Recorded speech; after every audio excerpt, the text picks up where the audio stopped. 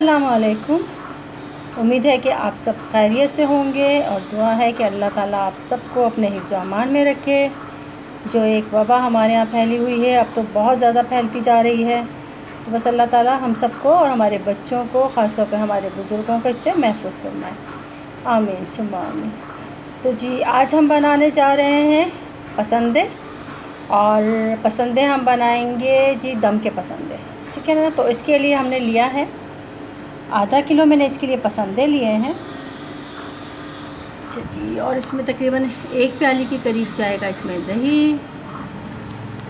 अच्छा, जिसमें आधी प्याली जाएगी ब्राउन प्याज, जिसको मैंने ब्राउन करके पीस लिया है। अच्छा, एक दरमियानी प्याज, उसको मैंने कच्चा ही पीस लिया था, चॉपर में डाल के बिल्कुल बारीक सा पेस्ट बना लिया, ठीक है। अब बाकी जो पसंदों के मसाले हैं वो कुछ ऐसे होंगे कि 1 खाने का चम्मच मैंने इसमें लिया है साबुत धनिया, 1 खाने का चम्मच जाएगा इसमें खसखस, 1 खाने का चम्मच जाएगा इसमें सफ़ेद ज़ीरा, 1 खाने का चम्मच 2 खाने के चम्मच जाएंगे इसमें भुने हुए चने, ठीक है। ये मैंने छिलके के साथ रखे हैं, तो आप इसका छिलका उतार के इसको पीसेंगे। अच्छा, नमक मिर्च जो है वो आपके टेस्ट के हिसाब से जाएगा, और इसमें 2 टीस्पून के करीब जाएगा पिसा हुआ गरम मसाला। मैंने एक ही जगह इसको कर लिया है क्योंकि एक साथ इसको मैरिनेट करना था, तो मैंने एक ही कप में निकाल लिया। अच्छा जी, 1 खाने का चम्मच जाएगा इसमें लहसुन और अदरक दोनों को मिला के 1 खाने का चम्मच। अच्छा जी, ये थी हमारी चीज़ें। अब हम इसका मसाला पीसते हैं और फिर देखते हैं कि जब हम मसाला पीसेंगे तो उसमें हमने क्या क्या चीज़ें शामिल करनी हैं। तो जी अब हम अपने पसंदों का मसाला पीसने का देखते हैं।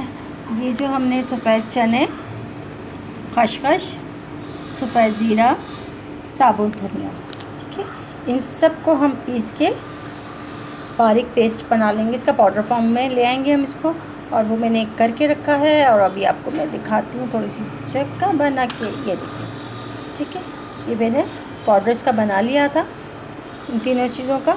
तो ये अब हमारे मसाले तैयार हो गए हैं। अब हम इसकी मैरिनेशन स्टार्ट करते हैं। तो जी अब हम अपनी पसंदों की मैरिनेशन स्टार्ट कर रहे हैं।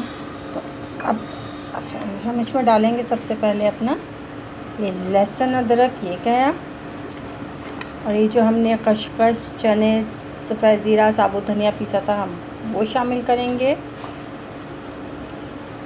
डालेंगे इसमें नमक मिर्च गरम मसाला, फ्राई प्याज, पिसी हुई प्याज, और एंड में क्या जी हमारा दही, ठीक है। ये हो गया हमारा, और अब हम इसको अच्छे से मिक्स करके 4 घंटे के लिए हम इसको छोड़ देंगे।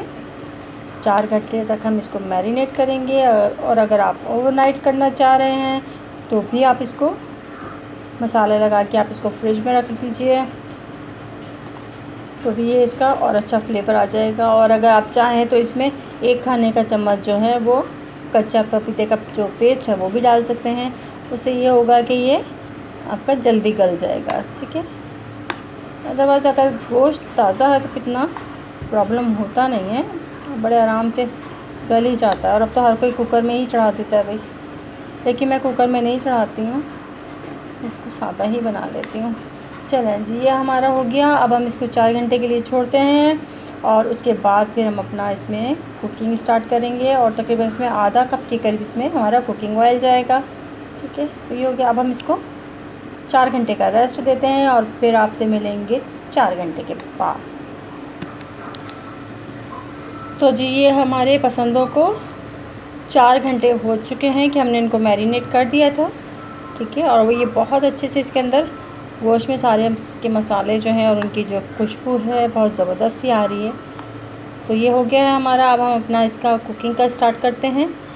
अच्छा, अगर आप चाहें तो इसी स्टेज पे आप कोयले का पे दम भी दे सकते हैं, लेकिन मैं अभी इसी स्टेज पे नहीं दूंगी। जब अपना ये बिल्कुल फाइनल हो जाएगा तो पकाने के बाद फिर इसको कोयले का दम देंगे, ठीक है। ये हो गया। अब हम इसकी कुकिंग का प्रोसेस स्टार्ट करते हैं। तो जी अब ये देखें, मैरिनेशन कंप्लीट, और अभी ये हमने चढ़ा दिया इसको कुकिंग के लिए, ठीक है। इसमें अभी हमने तेल वगैरह कुछ भी नहीं डाला है।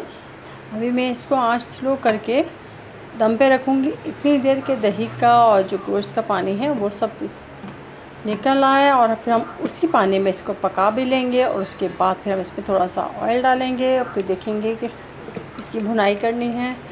तो जी अभी हमने इसको चढ़ा दिया है। अब हम वेट करेंगे इतनी देर का कि गोश्त का पानी और दही का पानी जो है वो खुश्क हो जाए। जी ये देखिए बीफ का और दही का पानी जो है वो तमाम निकल चुका है, और अब ये गोश्त जो है हमारा इसी पानी में तकरीबन अध गला हो गया है। ठीक है ना। अब टाइम है, इसमें हम डाल देंगे अपना थोड़ा सा ऑयल डाल देंगे आधे कप के करीब, और अब हम इसको ढक के अब इतनी देर पकाना है कि ये जो हमारा गोश्त जो है बिल्कुल अच्छे से भुन जाए, इसमें पसंदे अच्छी तरह से भुन जाएंगे, और ये सारा जो मसाला ये हमारा ड्राई हो जाएगा। तो अब हम इसको ढकते हैं कुछ देर के लिए। तो जी ये देखिए पसंदे हमारे भुन चुके हैं बिल्कुल, इनका जो ऑयल हमने डाला था वो अलग हो गया है, और मसाला जो है वो अलग होना शुरू हो गया है। ठीक है। अभी ये कि इसको हम उतारेंगे नहीं, चंद सेकंड के लिए हम इसको और रखेंगे ताकि ये जो है हमारे मसाले में जो एक दाना सा है ना वो बन जाए। ठीक है।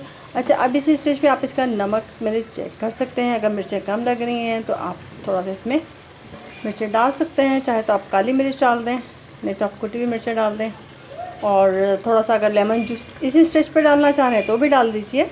अदरवाइज़ जब आप इसको सर्व कर रहे होंगे तो उस वक्त भी आप इसको लेमन दे सकते हैं उसके साथ। ठीक है। ये हो गया। कोयला हमने अपना रख दिया है गरम होने के लिए। मैं आपको दिखाऊँ, ये देखिए कोयला भी हमारा दहक रहा है। तो अभी जैसे ये होता है फिर हम इसको कोयले का दम देते हैं और फिर अपना इसको डिश आउट करते हैं।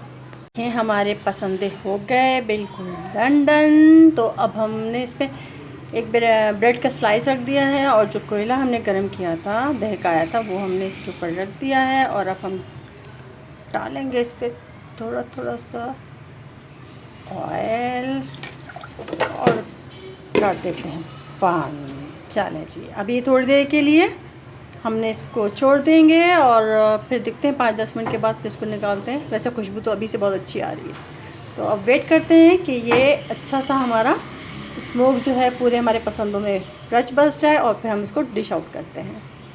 10 मिनट हो चुके हमारे दम को। अब हम देखते हैं जी, ज़बरदस्त, बहुत शानदार खुशबू भी आ रही है, और कलर भी बड़ा अच्छा है। ठीक है, अब मैं निकाल सकूँ, ये देखिए। चलें इसको डिश आउट करते हैं, और पराठों के साथ चपाती के साथ मज़े ले लेकर खाते हैं। चलें इसको डिश आउट करते हैं और फिर आपको दिखाते हैं। तो जी ये थी हमारी आज की डिश दम के पसंदे। उम्मीद है कि आपको पसंद आएगी हमारी ये रेसिपी, क्योंकि खुशबू तो बड़ी शानदार आ रही है इसमें से। तो यकीनन ये हमारे मियाँ साहब को भी पसंद आने वाली है, क्योंकि उनको पसंदे बहुत अच्छे लगते हैं और हमसे पसंदे अच्छे बनते नहीं हैं। और आज ये रेसिपी ट्राई की तो लग रहा है कि अच्छे बने हैं। तो अपनी इस रेसिपी के साथ हम आपसे कुक विद हुमा रज़ी से इजाज़त चाहेंगे। इंशाल्लाह फिर मिलेंगे किसी और नई और आसान सी रेसिपी के साथ। तब तक के लिए आप इस दम के पसंदों को बनाइए और एंजॉय कीजिए, और पसंद आ जाए तो एक सब्सक्राइब का बटन ज़रूर दबा दीजिए। अल्लाह हाफिज़।